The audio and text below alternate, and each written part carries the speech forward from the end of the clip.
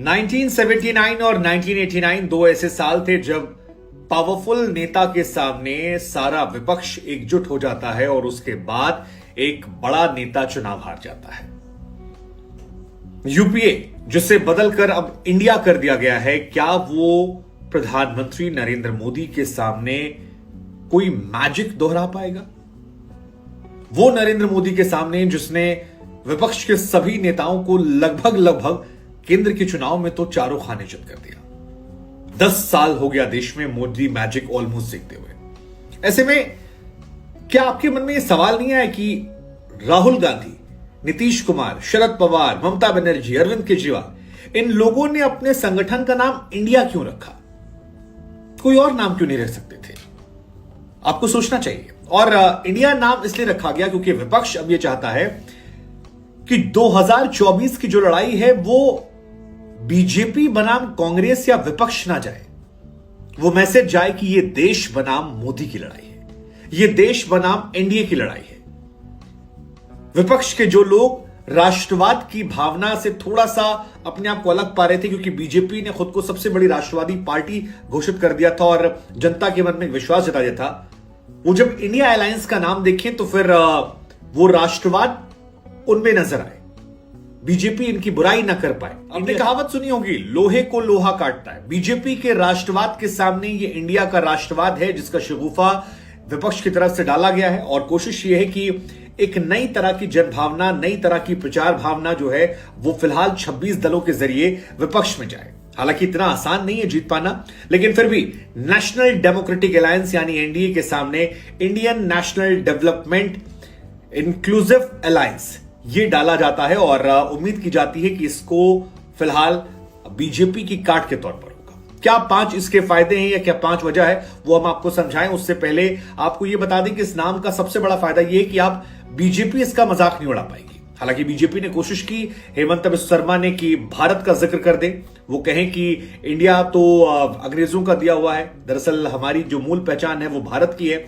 लेकिन digital India, आपके बाकी जितने सारे खेलो इंडिया, तमाम ऐसे कार्यक्रम है, तमाम ऐसे आयोजन है जो केंद्र सरकार ने किए थे और कांग्रेस के पास उससे काउंटर हो गया।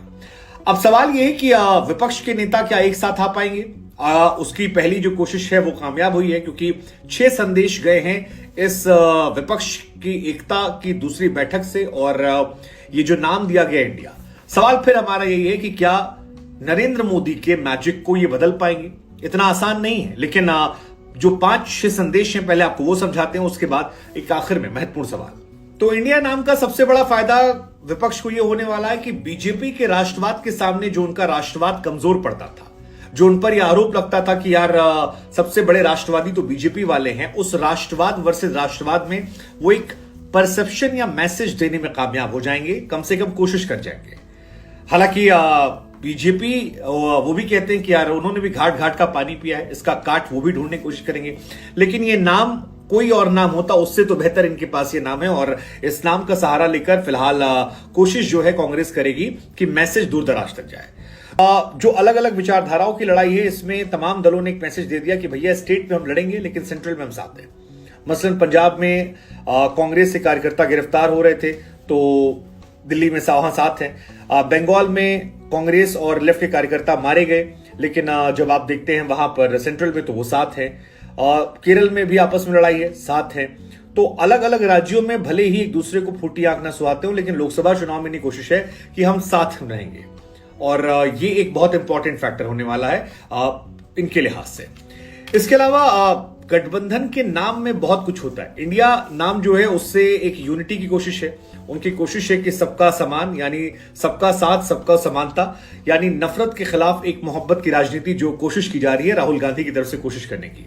और 1977 की बात हो या 1989 की बात हो, जब चाहे मोरारजी देसाई की बात हो या वीपी सिंह की बात हो, उसके बाद एक कोशिश की जा रही है कि उसी तरीके से एक चुनाव लड़ा जाए। क्योंकि 70 के दशक में जेपी आंदोलन के बाद विपक्ष ने एकजुट होकर चुनाव लड़ा था और तब मोरारजी देसाई के नेतृत्व में सरकार बन गई थी।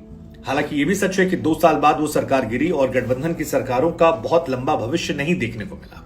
गठबंधन की सरकार का सबसे लंबा भविष्य जो था वो था अटल जी की सरकार 1999 में जो बनी थी, और दूसरा यूपीए की सरकार जो थी जिसने 10 साल कार्यकाल चलाया था।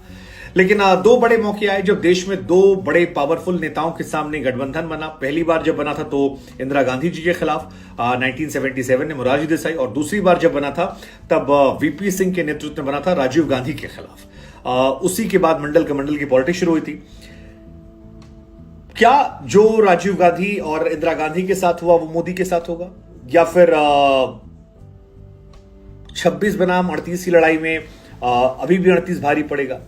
इस बार का चुनाव जो है काफी दिलचस्प रहने वाला है, क्योंकि इस बार अगर नरेंद्र मोदी की सरकार जीतती है तो फिर विपक्ष के अस्तित्व को लेकर बहुत सारे सवाल हो जाएंगे सेंट्रल में। स्टेट पॉलिटिक्स में विपक्ष मजबूत होगा, क्योंकि स्टेट पॉलिटिक्स में रोटेशन हिस्सा होता है।